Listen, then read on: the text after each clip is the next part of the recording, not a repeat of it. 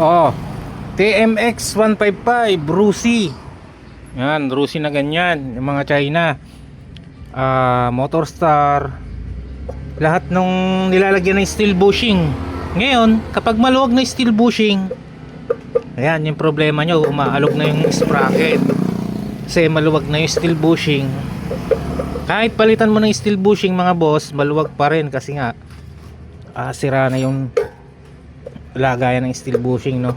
Ayan, yan. So ang lumuluwag dito mga boss yung hub. So kahit bago yung steel bushing mo, hindi mo na mapapahigpitan to kasi maluwag na yung hub, lalo na pag ginagamit mo sa mga hakot-hakot ng buko, ganoon, palay, kung ano hinahakot mo. Ayan,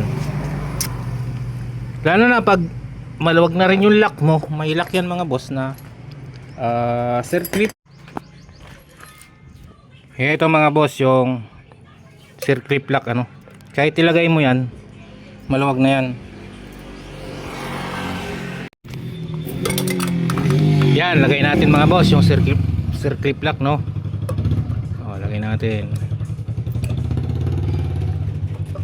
Okay, isang kamay.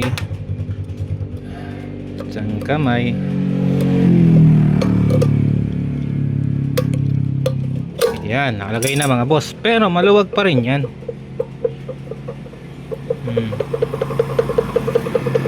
Kahit lagyan mo ng washer sa ilalim mga boss, or yung ilalagay nila dito na piston ring, maluwag pa rin. Ngayon ang gagawin mo ganito, so, diba, hanap ka ng sprocket ng China lang din na pang TMX na sira, ganito, yan. So ganito yung gagawin mo, yan, diba? Ito yung mga boss. So ang mangyayari, ito yung magiging lock nya. Higpitan mo, lalagyan mo ng tornilyo sa ilalim. Ayun, bubutasan mo yung hub. So may butas siya mga boss. So andun na yung lock, ipapatong mo na lang to. So diba? Tapos ngayon, tutornilyohan mo siya dun sa ilalim, palabas. Ito. Okay, mag-isa ko lang kasi mga boss, hindi ka maipasok. Yan. Okay. Yan. Lagyan natin ng, kailangan gagamitin mong tornilyo mga boss yung matigas.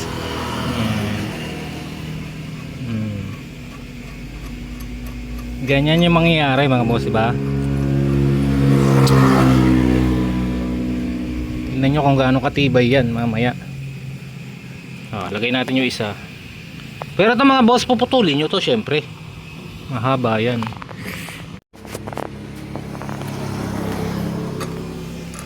Okay, higpitan na natin.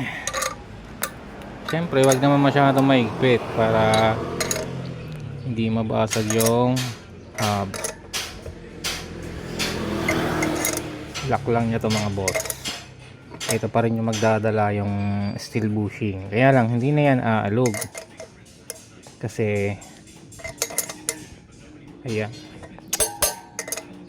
ang tibay nung nilagay natin. Ayan, oh, diba?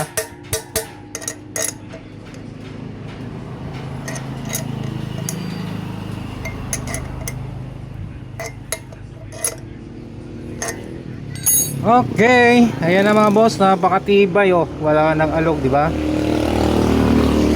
So pag sumayad to sa swing arm nyo, maglalagay lang kayo ng washer para lumayo. So gawin nyo lang ng paraan mga boss, pero ito yung pinakamagandang paraan dito para hindi siya malog, no? Yan. Alright,